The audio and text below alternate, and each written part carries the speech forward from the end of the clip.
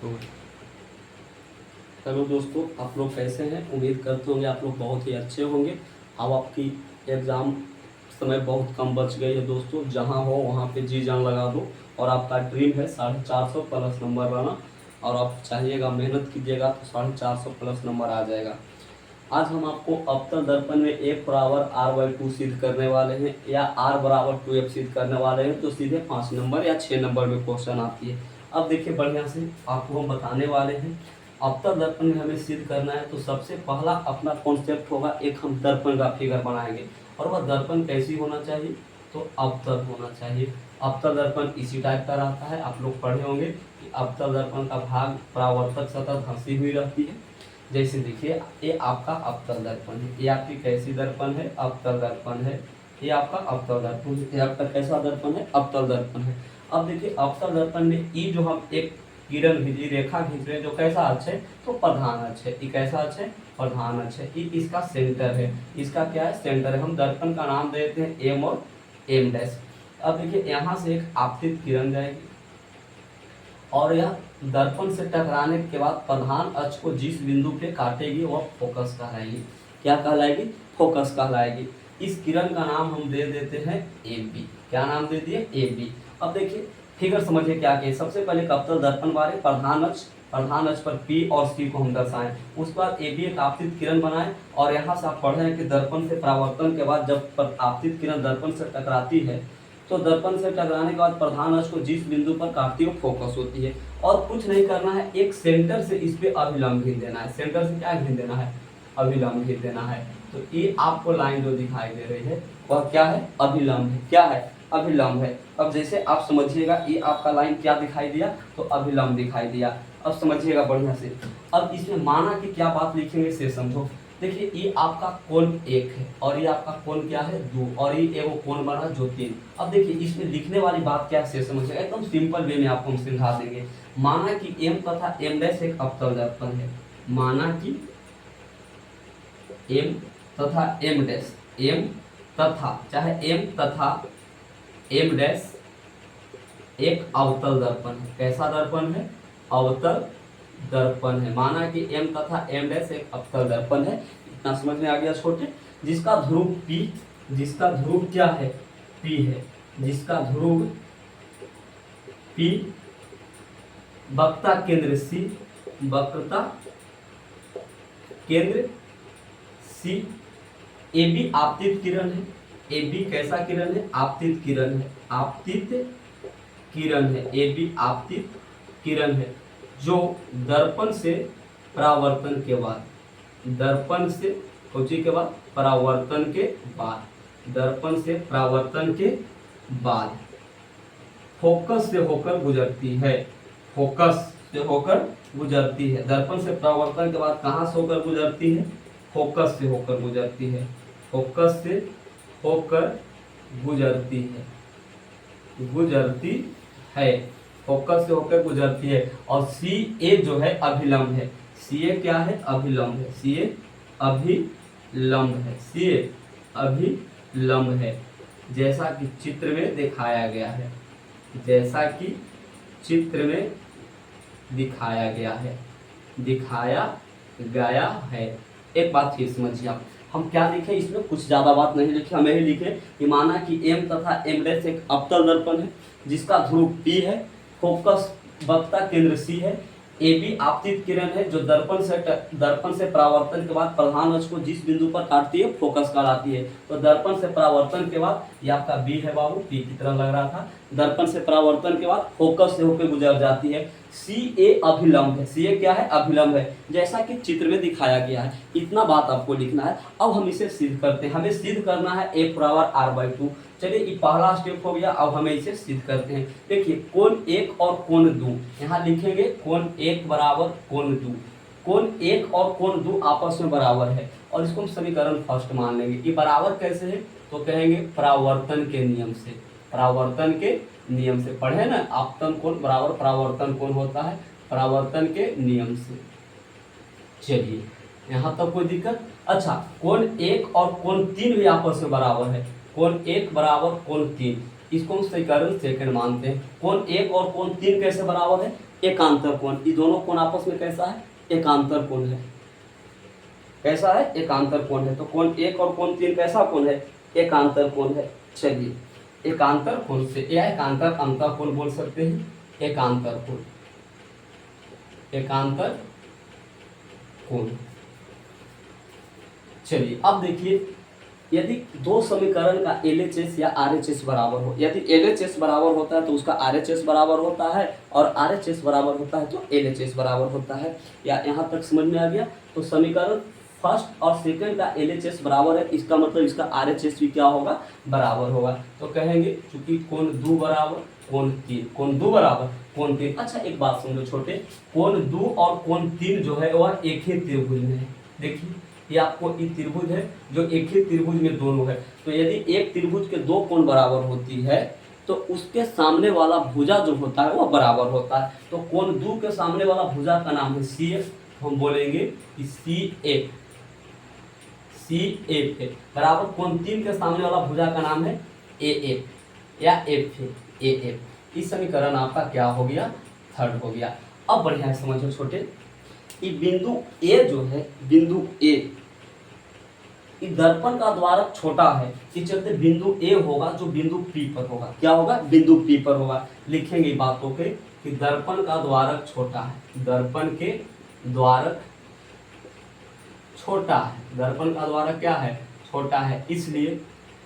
इसलिए बिंदु A, बिंदु A बिंदु P पर होगा। बिंदु कहाँ होगा, P पर होगा, P पर होगा।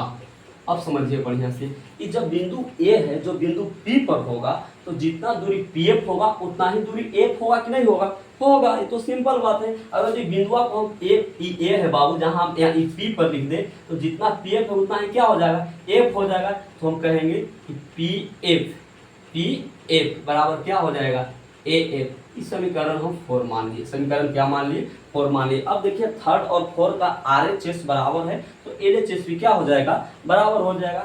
इसलिए कहेंगे समीकरण थर्ड एवं 4 से, समीकरण थर्ड एवं केकरा से, 4 से।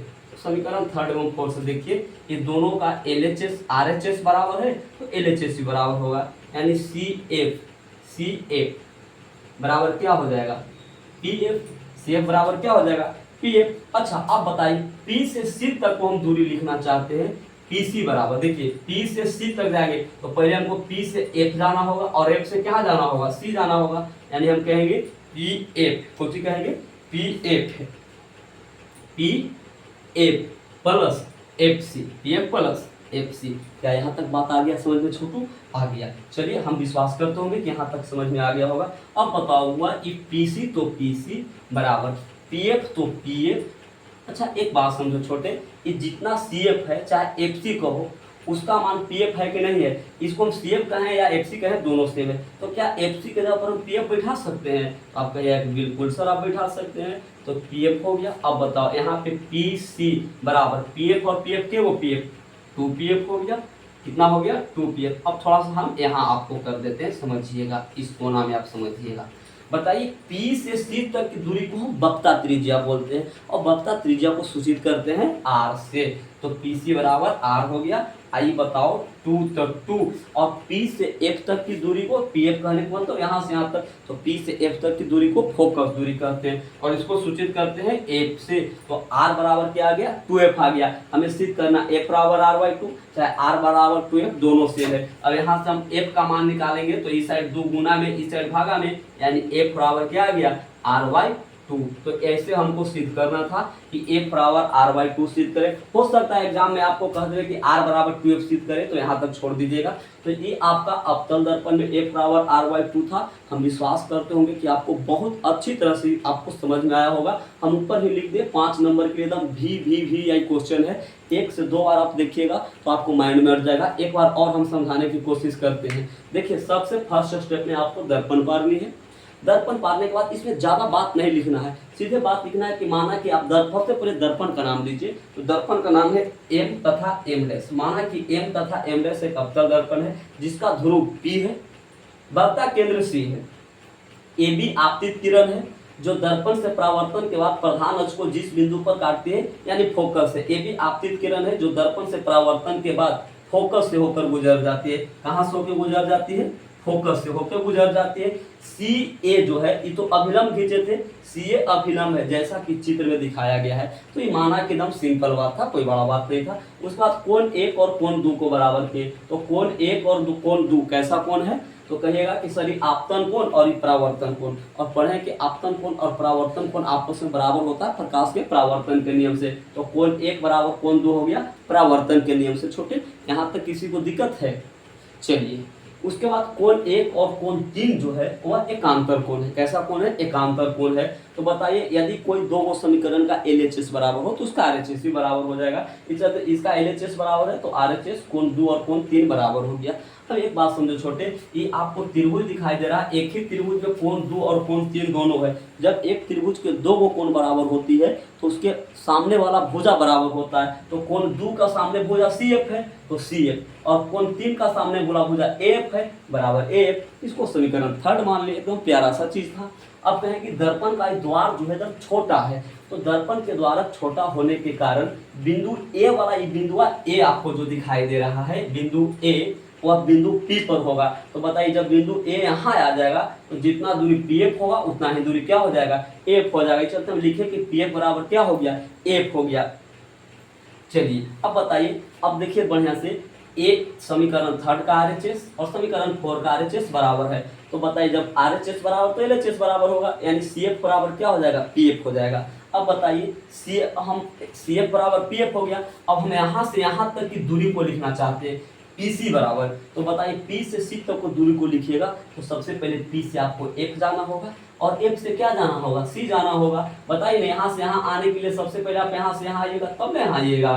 तो PC बराबर हम क्या लिख दिए? बताइए PF प्लस FC। अब बताओ PC जो कहते हो PF जो कहते हो। अब बताओ FC का जो मान है, देखिए यहाँ पे FC या CF बोलो दोनों सेम होता है। FC का जो मान है वो PF के बराबर है, तो हम FC के जगह पर PF रख दिए। क्या लिख दिए? PF लिख दिए। अब बताओ PC जो कहते हो PF और PF के वो PF 2PF। अब बताओ P से C तक की दूरी को वक्रता त्रिज्या को R से सूचित करते हैं, और 2 तो 2, P से F तक की दूरी को फोकस दूरी और फोकस दूरी को F से सूचित करते हैं। तो बताइए ये R बराबर क्या आ गया? 2F आ गया, या F बराबर R/2। आई होप यह आपको बढ़िया से समझ में आ गया होगा। हम विश्वास करते होंगे कि इसमें किसी तरह से दिक्कत नहीं होगी, और बढ़िया से आप मेहनत कीजिए। जहाँ पे है वहाँ पे आपको माइंड में भिड़ना चाहिए कि हमें 450 प्लस नंबर लाना है। और एक बात और है, आपका अपना क्लास है सूर्या स्टार क्लासेज में क्रैश कोर्स स्टार्ट हो गया है। जिस बच्चा को कोई भी सब्जेक्ट कठिनाई लगती है तो आप आके हमारे यहाँ 5 दिन डेमो कीजिए। कोई भी सब्जेक्ट को आपको दिमाग में न डालनी है तो बोलिएगा। और ज़्यादा फी भी नहीं रखा गया, एकदम मिनिमम फी है आपको 599 रुपया। और सब्जेक्ट अनुभवी शिक्षकों के द्वारा कराई जा रही है। बाकी कल हम लोग मिलेंगे। आज अवतल दर्पण में F बराबर R/2 था, कल हम उत्तल दर्पण में F बराबर R/2 करेंगे। अगर ये वीडियो आपको अच्छा लगा होगा दोस्तों तो आप इसे शेयर कीजिए और कमेंट में बताइएगा कि हाँ सर उत्तल दर्पण भी आप सिद्ध कीजिए। तो मैं उत्तल दर्पण में F बराबर R/2 सिद्ध करूँगा। और इतना ही नहीं, आपको दर्पण फार्मूला दोनों, लेंस फार्मूला दोनों हम आपको सिद्ध करेंगे यूट्यूब पे। लेकिन आपको अगर जो चाहते हैं कि आपके क्लास में आके पढ़ें तो आपको एशियन कॉलेज के बगल Jehanabad Surya star classes crash course start हो गई है। 599 रुपया फी रखा गया है। और सब्जेक्ट और द VVI क्वेश्चन के साथ आपको पढ़ाया जाएगा। हमारा ड्रीम है हर बच्चा 450 प्लस नंबर उठाएगा। आप एक बार ज्वाइन करके देखें, आपका तकदीर बदल जाएगा। आपको लगेगा कि हाँ हमने क्या पढ़ा था, अब हम क्या पढ़ रहे हैं। समझा गया? तो चलिए उतना हम कुछ नहीं आगे बोलना चाहते हैं। हमें सिंपल बात था अवतल दर्पण में F बराबर R/2 सिद्ध करना, जो हम सिद्ध कर दिए। कल हम लोग सिद्ध करेंगे उत्तल दर्पण में F बराबर R/2। अगर वीडियो अच्छा लगेगा तो आप सब्सक्राइब कर लीजिएगा और कमेंट में जरूर बताइएगा कि ये वीडियो आपको कैसा लगा। चलिए, थैंक यू।